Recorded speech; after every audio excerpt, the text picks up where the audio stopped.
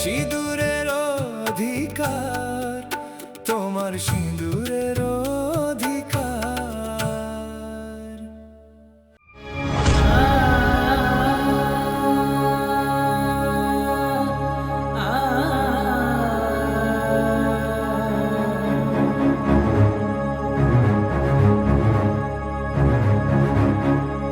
অরুণা,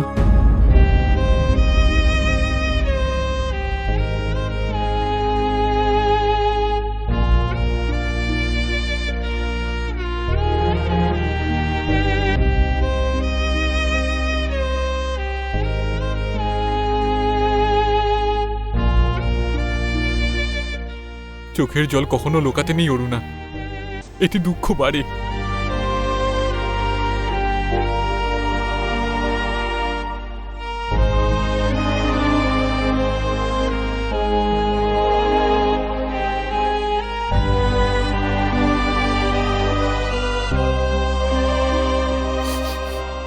শুধুমাত্র আমাদের চোখের জল নয়, আমাদের এই হৃদয়ও কাঁদছে, কিন্তু এই চোখের জলটা দেখা যায়, হৃদয়ের জল নয়। ধৈর্য ধরো তুমি, না চোখ মুছে না।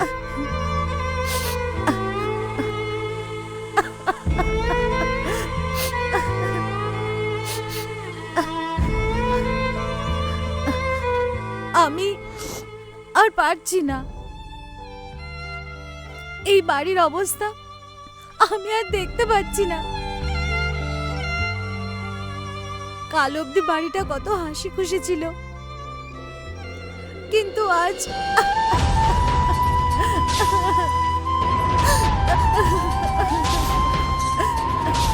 জানো 3 বছর থেকে এই বাড়িতে আমি আছি। আমার বাবা এই বাড়ির অ্যাকাউন্টেন্ট ছিলেন। উনি যখন আমার 12 বছর বয়স ছিল, উনি সংসার ছেড়ে চলে গেলেন। আমার জ্ঞান হওয়া থেকে আমি এই বাড়িকেই নিজের মনে করি। আমাকে এমন ভাবে রেখেছে যেন আমি এই বাড়িরই কেউ।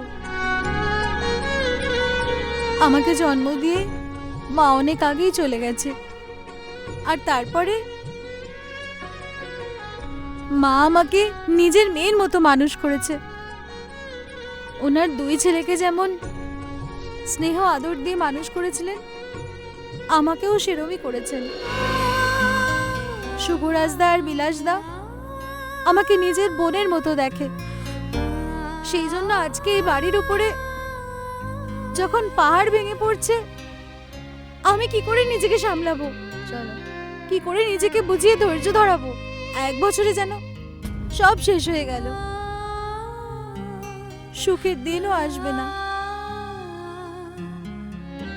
শুভরাজদা আমাদের তো ছেড়ে যায়নি, দুঃখের বন্যায় ভাসিয়ে গেল। সারাদিন তার কথা, তার মুখ, তার স্নেহ আমি ভুলতেই পারছি না।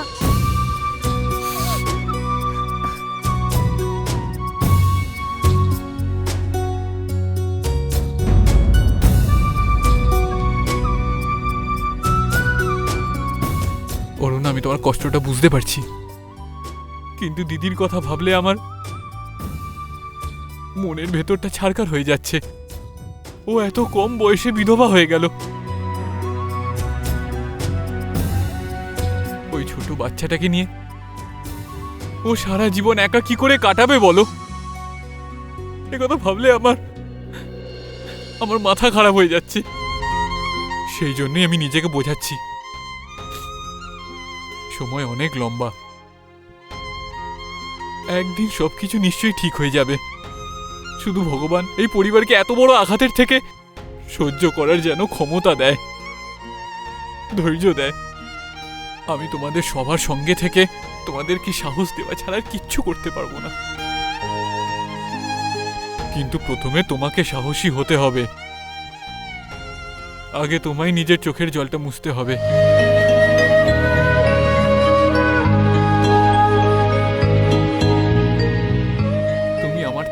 মাসি এই পরিবারের লোকেদের খুব ভালোভাবে চেনো, আর এই পরিস্থিতির মধ্যে তোমাকে এই পরিবারের সবাইকে একজোট করে রাখতে হবে।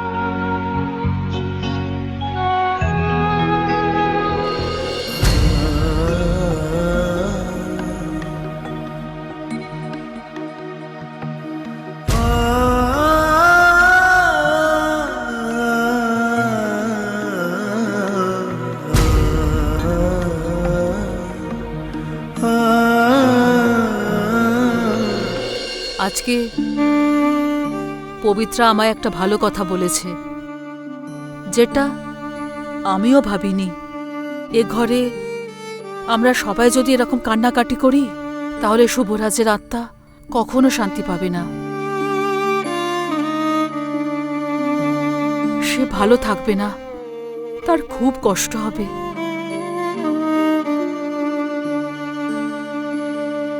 শুধু আমি কেন, এখানে যদি কারোর কোনো আঘাত লেগে যায়, তাহলে ওর খুব কষ্ট হবে।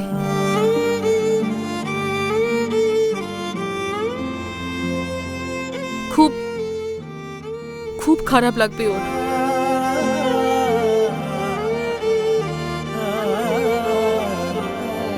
দেখো, ও আমার মুখ দর্শন করে না। এদিকে বুড়ি শুভরাজের পুরনো কাহিনী ছাড়েনি, এ এখন বলবে আর আমাকে বক বক শুনতে হবে। সেই জন্য আমি একটা সিদ্ধান্ত নিয়েছি। সমৃদ্ধ পরিবারে যা কিছু ক্ষতি হয়েছে, সেটা পূরণ করতে না পারলেও আমাদের নিজেকে বদলাতে হবে।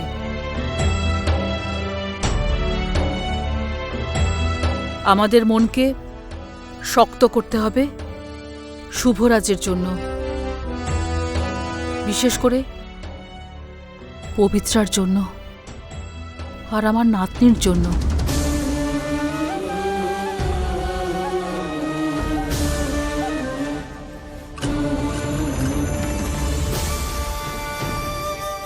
দাও মা।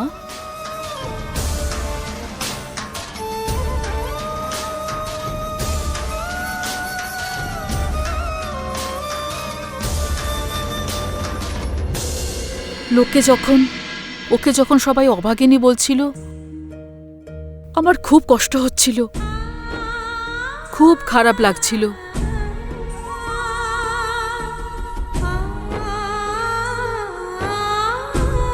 বাচ্চাটা বাবার ভালোবাসা পায়নি তো কি হয়েছে? তার ঠাকুমা, মা, বড় জেঠু, জেঠিমা, মামা, পিসি, আমরা সবাই মিলে ওকে এত ভালোবাসা দেব যে বাবার স্নেহের অভাবটা ওকে কোনোদিনও বুঝতে দেব না।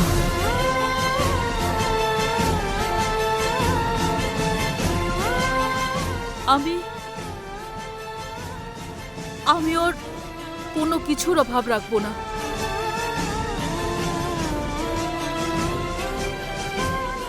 মাসি,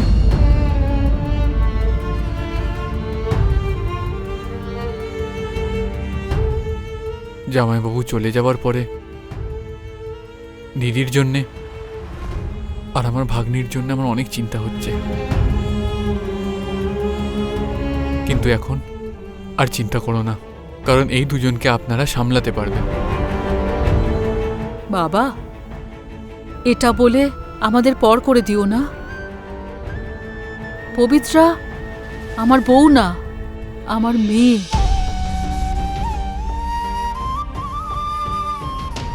আর আমি তার কোনো অভাব রাখবো না। আমার আর চিন্তা নেই মাসি, ভাবছি আমি আজকে বাড়ি চলে যাব। ফিরে যাবে?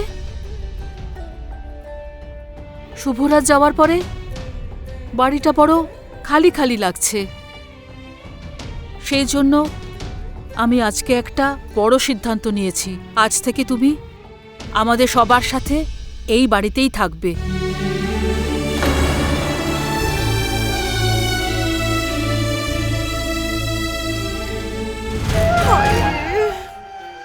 বুড়ি এখন এগুলো কি বলছে? আমিও কি এদের পায়ের তলায় পড়ে থাকবো?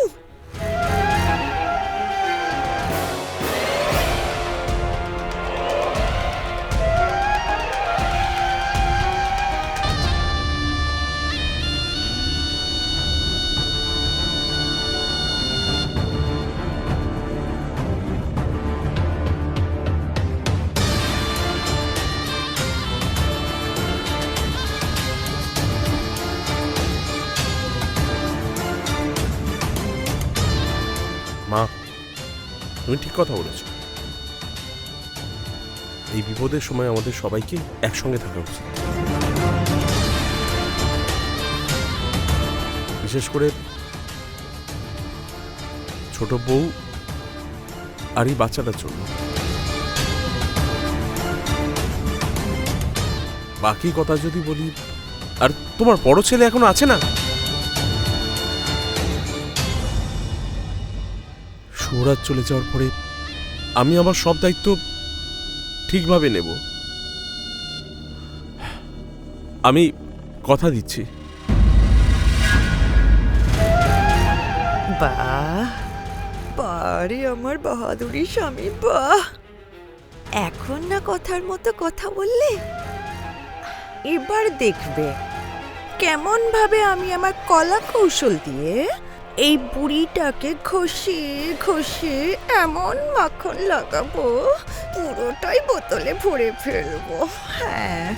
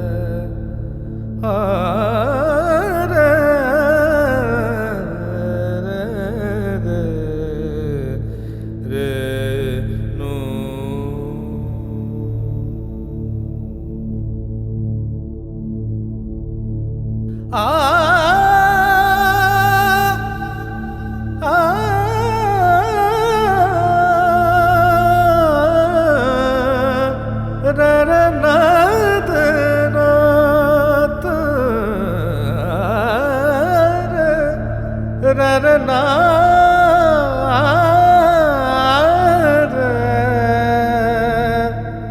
রা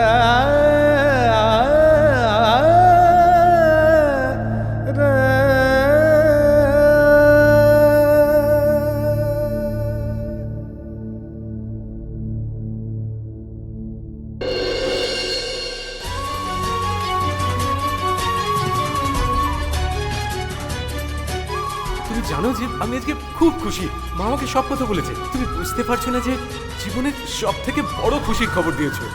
thank you Pabitra, thank you. তুমি ব্যস্ত হও না, আমি তোমাকে দেখতে, আমার মেয়েকে দেখতে আমি যত তাড়াতাড়ি বাড়ি পৌঁছচ্ছি।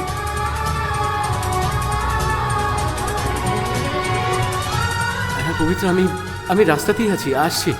আমি সব কিছু ঠিক করে দেব, তোমার সব প্রশ্নের উত্তর দেব। সব ঠিক হয়ে যাবে পবিত্রা, তুমি ব্যস্ত না, আমি তাড়াতাড়ি পৌঁছচ্ছি।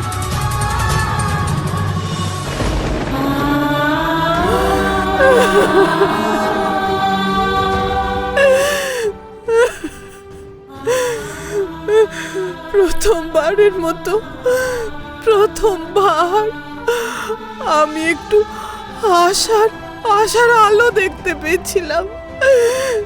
প্রথমবার শুভরাজের কথা আমার সত্যি বলে মনে হচ্ছিল,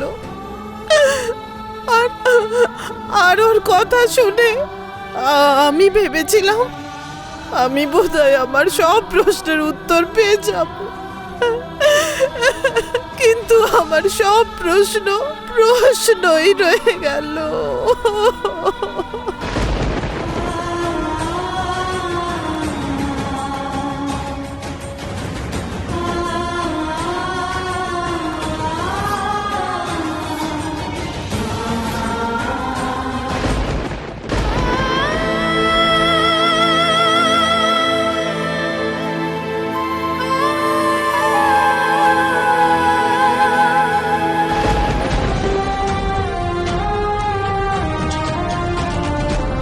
শুভরাজ,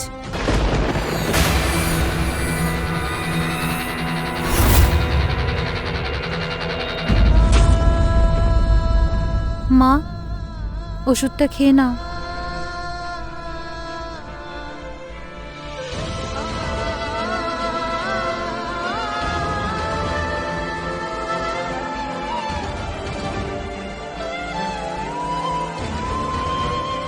আমার মনে হলো আমার শুভরাজ এসেছে। তুই তো জানিসই প্রতিদিন আমাকে মনে করে মেডিসিন খাওয়াতো। কিছু মুহূর্তের জন্য মনে হলো সে এসেছে, ভুলে গিয়েছিলাম। এখন কেন? সে আর কোনোদিন আসবে না, সে আর কোনোদিনও আসবে না। ওষুধটা খেয়ে নাও মা।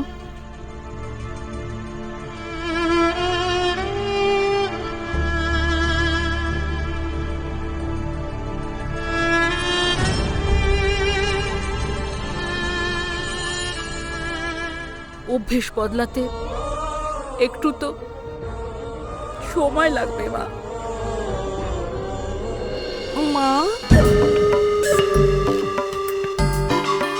মা, আমি দেখছি তুমি তোমার নিজের একদম যত্ন নিচ্ছ না, নিজের খেয়াল একদমই রাখো না।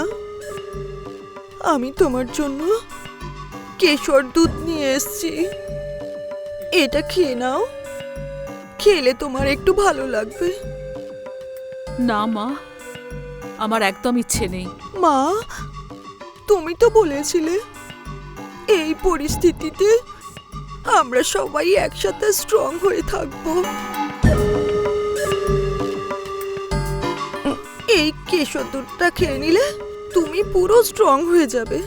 নিয়ম ভঙ্গ করো না। বড় বৌমা, আমি শরীর শক্ত হবার কথা বলিনি, আমি মন শক্ত করার কথা বলেছিলাম।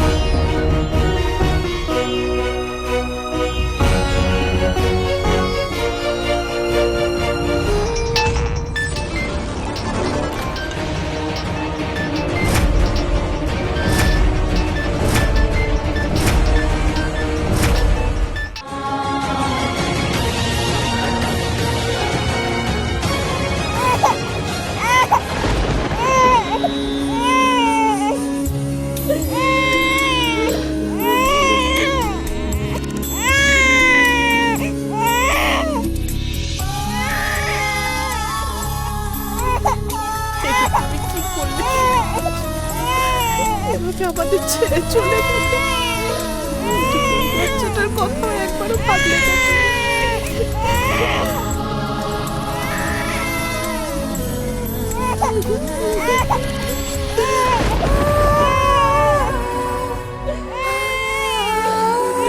কি করলে বাচ্চাটাকে এবার আমি একা কি করে মানুষ করব? একটু ভাবলে না আমাদের কথা?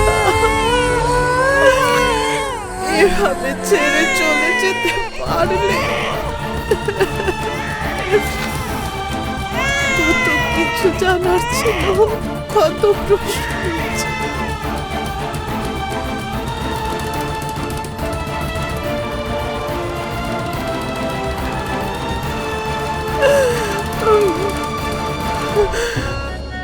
এই বাচ্চাটার কথা একবারও ভাবলে না?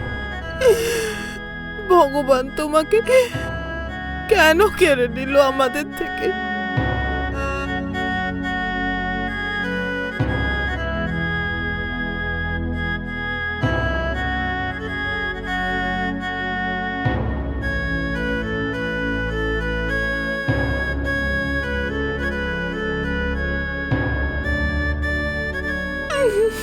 আমি কি দোষ করেছিলাম বলো? কি দোষ করেছিলাম? তুমি এটা একদম ঠিক করলে না। আমি সারা জীবন এটাই ভেবে যাচ্ছি যে তুমি আমাকে কেন ছেড়ে চলে গেলে।